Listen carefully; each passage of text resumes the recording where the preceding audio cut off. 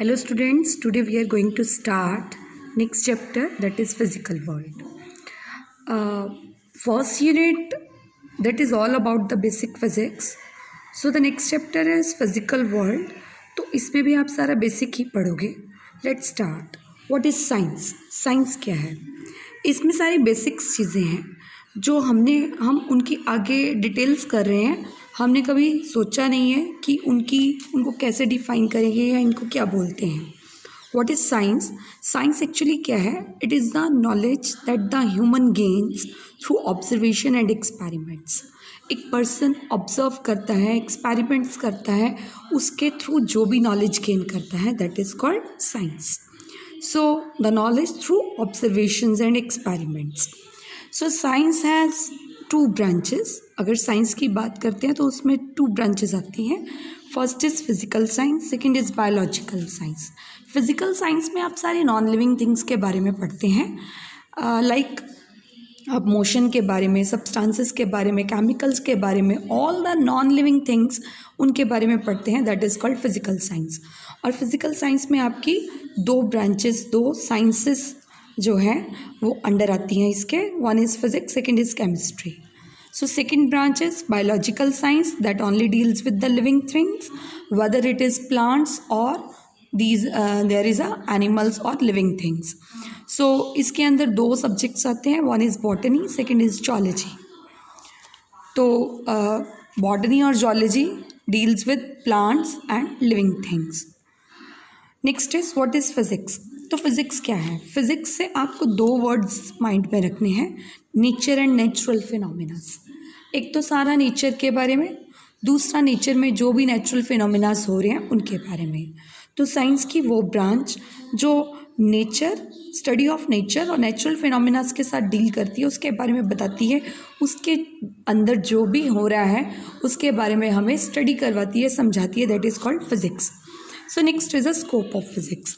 Physics का scope क्या है? फिज़िक्स के अंडर क्या क्या आता है, कौन कौन से एरियाज आते हैं और इसके बेनिफिट्स हमें क्या है?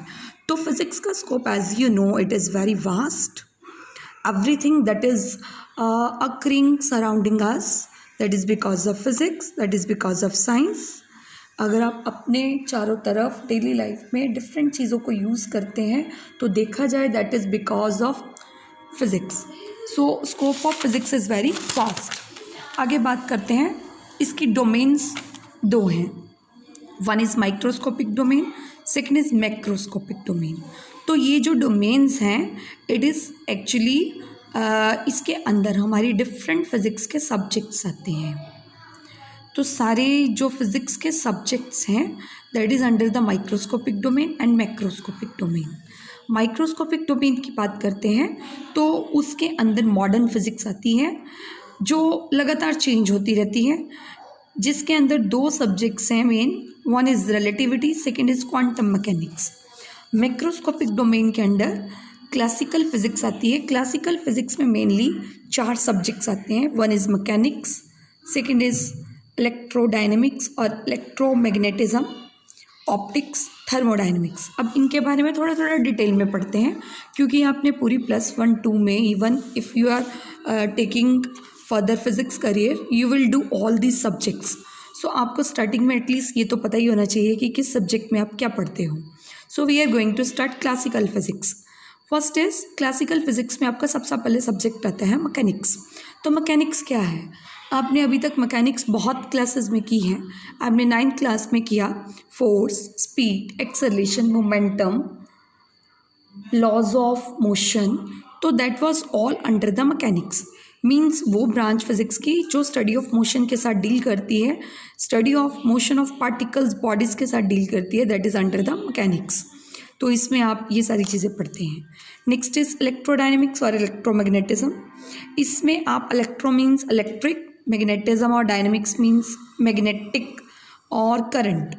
तो मीन्स जिसमें आप करंट, इलेक्ट्रिक और मैग्नेटिक फिनोमिनास पढ़ते हो वो सारे की सारे chapters that is under the subject of electrodynamics. तो जो हायर क्लासेस होती है उनमें इसके अलग अलग सब्जेक्ट्स होते हैं. मैकेनिक्स की अलग बुक होती है, इलेक्ट्रोडायनेमिक्स की अलग होती है, ऑप्टिक्स की अलग होती है. बट अप टू +2 और in the lower classes we do only very small chapters regarding these subjects. So electrodynamics आपने +2 स्टार्ट करनी है ना, तो सबसे पहले इलेक्ट्रोडायनेमिक्स के ही 4 चैप्टर्स हैं हमारे. तो इलेक्ट्रोमैग्नेटिज्म और इलेक्ट्रोडायनेमिक्स मीन्स जिसमें आप सारा चार्ज, करंट, मैग्नेटिज्म और आप करंट कैरिंग कंडक्टर्स के बारे में डील करोगे, पढ़ोगे. तो नेक्स्ट इज ऑप्टिक्स. ऑप्टिक्स तो आपने लोअर क्लासेस में भी पढ़ी है और आपने 10th में भी बहुत अच्छे से की है. ऑप्टिक्स मीन्स कि जिसमें आप लाइट से रिलेटेड फिनोमेनास, प्रोपिगेशन ऑफ लाइट, इन सब के बारे में डील करते हैं, पढ़ते हैं. जैसे आप लेंस, मिरर आपने 10th में किया, lens, mirror, optical instruments, eye के आपने डिफरेंट डिफेक्ट्स किए. ऑप्टिकल इंस्ट्रूमेंट्स आप +2 में करोगे in details, like astronomical telescope, compound microscope. तो ये सारा ऑप्टिक सब्जेक्ट के अंडर ही आता है. This is all about the optics. So next subject is thermodynamics. Thermodynamics is what? Thermo means heat. तो thermo means heat. Thermal equilibrium means अगर कोई बॉडी टाइम के साथ साथ अपना टेम्परेचर कांस्टेंट रखती है, हम उसको बोलते हैं थर्मल इक्विलिब्रियम. तो ये +1 में आपकी बहुत डिटेल में चलेगा थर्मोडायनेमिक्स का ये चैप्टर, और आप डिटेल में इसके बारे में पढ़ोगे. तो थर्मोडायनेमिक्स में आप क्या पढ़ते हो? टेम्परेचर और हीट से रिलेटेड प्रॉपर्टीज़.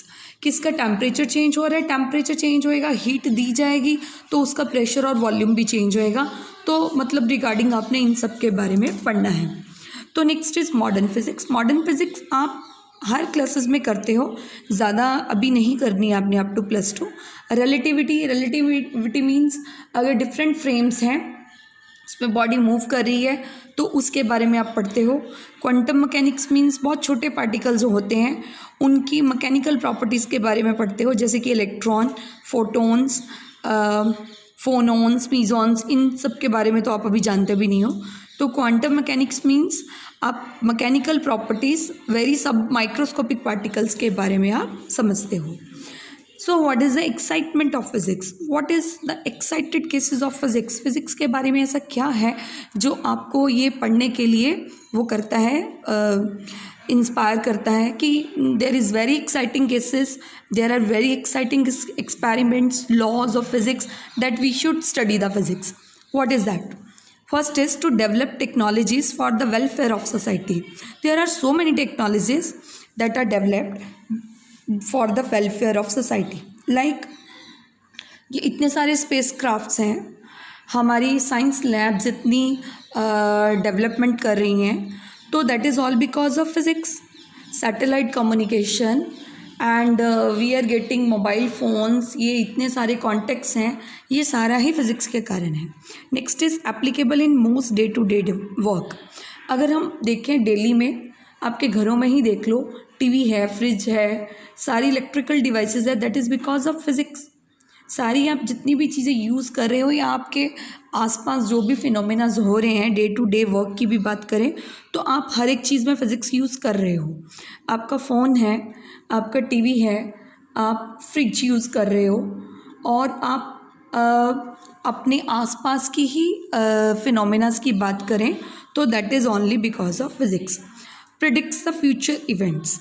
फ्यूचर इवेंट्स के बारे में भी फ़िज़िक्स जो है डील करती है, उसके बारे में भी हमें कई चीज़ें पता चलती हैं.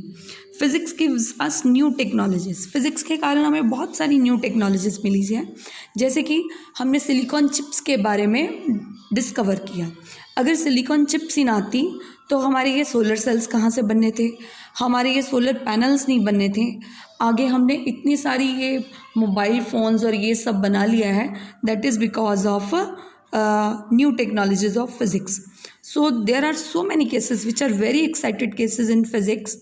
तो फिज़िक्स के बारे में तो फिज़िक्स तो ऑलमोस्ट सारे एरियाज़ को कवर कर लेती है, चाहे टेक्नोलॉजीज़ की बात कर ले, चाहे नेचर की बात कर ले. अब ये वेव्स की ही बात हम करते हैं, तो वेव्स, ये हमें जो सारे ये सिग्नल्स मिलते हैं, that is because of physics. Physics ने ही तो ये सारी ये वेव्स की रेंजेस के बारे में डिस्कवर किया, रेंजेस फिक्स की, जिसके कारण we are getting all the signals due to range of waves, that is because of physics. So A से लेके जेड तक बात करें तो because of only physics. So thank you, I hope आपको लेक्चर समझ आया होगा. तो all the best and do subscribe the channel. Thank you.